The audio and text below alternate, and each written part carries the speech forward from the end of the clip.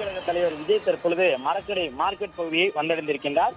பிரச்சாரம் மேற்கொள்ள இருக்கின்ற அந்த பேருந்தில் நின்றபடி அவர் கையசைக்கக்கூடிய அந்த காட்சிகளை பார்த்தோம்.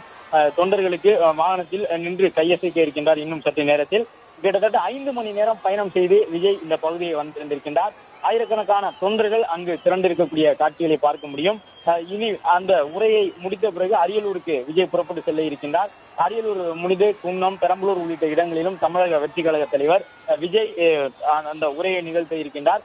மார்க்கெட் பகுதி வந்தடைந்த பிறகும் கூட அந்த பேருந்து கொஞ்சம் கூட முன்னால் நகர்ந்து செல்ல முடியாத அளவிற்கு தமிழக வெற்றி கழகத்தினுடைய தொண்டர்கள் அந்த பேருந்தை சுற்றுச்சூழ நிற்கக்கூடிய காட்சிகளை பார்க்க முடிகின்றது. மயக்கமடைந்தவர்களையும் உடனுக்குடன் அழைத்து செல்வதற்கான ஆம்புலன்ஸ் வாகனங்களை உள்ளே எடுத்து வர முடியாத ஒரு சூழ்நிலை இருக்கின்றது. ஏற்கனவே இந்த விக்கிரவாண்டி மாநாட்டில் இதே போன்ற ஒரு சூழ்நிலை ஏற்பட்டது. அதன் பிறகு மதுரை மாநாட்டுக்கு தாவேக்காவினர் சுதாரித்துக் கொண்டு பல்வேறு ஏற்பாடுகளை செய்திருந்தார்கள். தொடர்ந்து அந்த பகுதியிலே போதுமான ஆம்புலன்ஸ்களை நிறுத்தியிருந்தார்கள். மயக்கமடையக்கூடிய தொண்டர்களுக்கு முதலுதவி சிகிச்சை வழங்குவதற்காக மருத்துவ குழுக்கள் அமைக்கப்பட்டிருந்தன.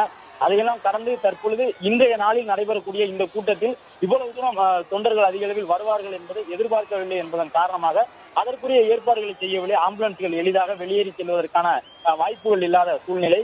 அது மட்டுமல்லாமல் ஒரு தொண்டர் கூட்டத்திற்குள் மயங்கி விழுந்தால் அவரை உடனடியாக வெளியில் அழைத்து வருவதற்கான போதுமான நேரமும் கிடைக்கவில்லை என்று சொல்லப்படுகின்றது.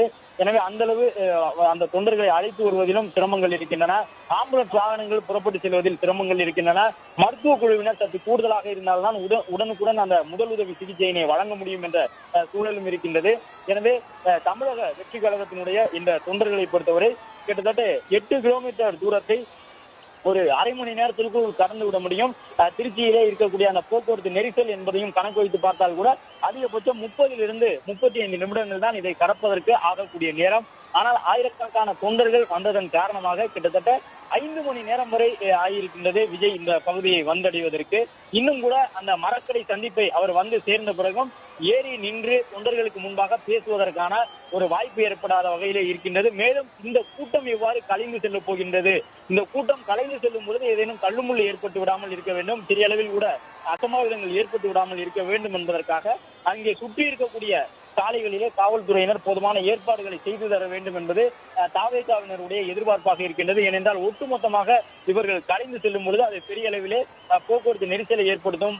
ஒருவர் கீழே விழுந்தாலும் மற்றவர்கள் அவர்கள் மீது காயத்தை ஏற்படுத்தக்கூடிய வாய்ப்பும் ஏற்பட்டுவிடும் என்பதால் காவல்துறையினர் சுற்றி இருக்கக்கூடிய சாலைகளிலே போக்குவரத்தை நிறுத்தி இங்கே இருந்து செல்லக்கூடிய வாகனங்களுக்கு மட்டும் முதலில் அனுமதி வழங்க வேண்டும்.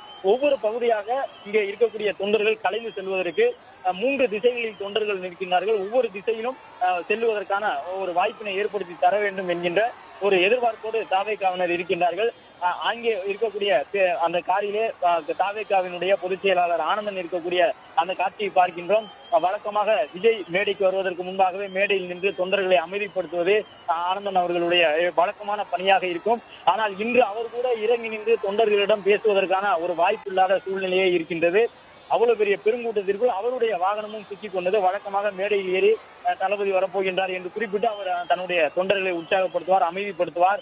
மாநாடுகளில் எல்லாம் தொண்டர்கள் மீதேனும் ஏறி நின்று கொண்டிருப்பார்கள். இவர்தான் அவர்களை மரத்தை விட்டு கீழே இறங்க செய்வார், கம்பங்களில் இருந்து கீழே இறங்க செய்வார். அப்படிப்பட்ட கட்சியினுடைய பொதுச் செயலாளரான புசி ஆனந்தே தற்பொழுது ஒரு பெரிய கூட்டத்திற்குள் மாற்றிக்கொண்டு தொண்டர்கள் உதவியோடு தன்னுடைய காரை மெதுவாக நகர்த்தி வரக்கூடிய சூழ்நிலை இருக்கின்றது. பெரிய அளவிலான தொண்டர்களுக்கிடையே தமிழக வெற்றி கழகத்தினுடைய தலைவர் விஜயுடைய தேர்தல் பரப்புரை வாகனம் நிற்கக்கூடிய அந்த காட்சியை பார்க்கின்றோம். இன்னும் ஒரு சில நிமிடங்களிலே விஜய் மேலே ஏறி நின்று அந்த பிரச்சாரத்தை மேற்கொள்ள இருக்கின்றார். இதுதான் முதல் கட்ட பிரச்சாரம். இந்த பிரச்சாரத்தில் விஜய் உரை நிகழ்த்தி முடித்த பிறகு அடுத்தடுத்து 2 மாவட்டங்களுக்கு செல்ல இருக்கின்றார். இன்று அடுத்தடுத்த தேர்தல் சுற்றுப்பயணங்களும் வார கடைசிகளில் ஏற்பாடு செய்யப்பட்டிருக்கின்றன. எனவே இன்று நடைபெறக்கூடிய இந்த பிரச்சாரத்தின் மூலமாக தொண்டர்களும் சில விஷயங்களை உணர்ந்து கொள்ள வேண்டும் என்பது தாவேக்காவின் நிர்வாகிகளுடைய எதிர்பார்ப்பாக இருக்கின்றது. வழக்கமாக காவல்துறை வழங்கக்கூடிய அந்த நேரங்களுக்கு உட்பட்டு அரசியல் தலைவர்கள் தேர்தல் பரப்புரையை முடித்துக் கொடுக்க வேண்டும். தேர்தல் காலங்களில் எல்லாம் அதிகபட்சம் இரவு 10 மணி வரை தான் தேர்தல் பிரச்சாரம் மேற்கொள்ள முடியும் என்ற நிபந்தனைகள் இருக்கின்றன. எனவே விஜயை வரவேற்பதற்காக தொண்டர்கள் தங்களுடைய அந்த ஆர்வ மிகுதியால் ஒரு சில செயல்களில் ஈடுபட்டாலும் கூட அது அவருடைய பயணத்திற்கு ஒரு தடையை ஏற்படுத்தக்கூடிய விதமாக அமைந்துவிடக் கூடாது என்பது தாவேக்காவினருடைய எதிர்பார்ப்புகளாக இருக்கின்றன. இன்ச் பை இன்ச்சாக அவருடைய வாகனம் நகர்கின்றது என்று சொல்லும் விதமாகத்தான் தாவேகா தலைவர் விஜய் பயணம் செய்து வரக்கூடிய அந்த பிரச்சார வாகனம் மிக மெதுவாக ஊர்ந்து வந்து கொண்டிருக்கின்றது. இன்னும் சில நிமிடங்களில் அவர் அந்த பிரச்சார வாகனத்தினுடைய மேற்கூரை திறக்கப்பட்டு மேற்கூரை மீது விஜய் ஏறி தொண்டர்களை நோக்கி கையசைக்க இருக்கின்றார். தொண்டர்களை நோக்கி கையசைத்து அவர்களுடைய உற்சாக வரவேற்பினை பெற்றுக் கொண்ட பிறகு விஜய் தன்னுடைய தேர்தல் சுற்றுப்பயணத்தின் முதல் உரையை நிகழ்த்த இருக்கின்றார்.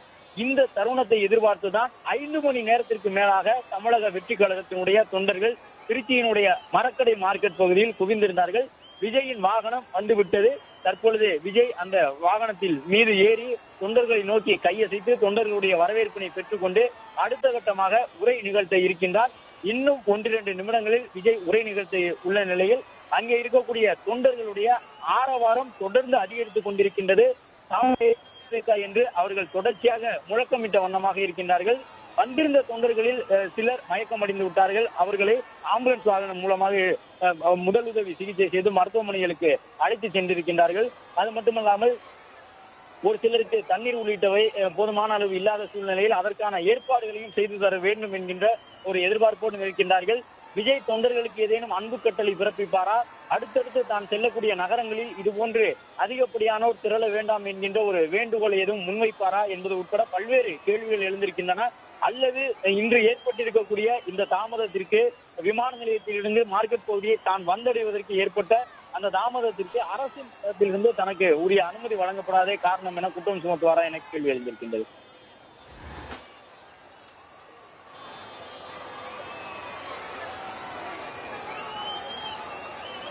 பிளே ஸ்டோர் மற்றும் ஆப் ஸ்டோரில் இருந்து பாலிமர் செயலியை QR கோடு மூலம் பதிவிறக்கம் செய்யுங்கள். செய்திகளை உடனுக்குடன் பெறுங்கள்.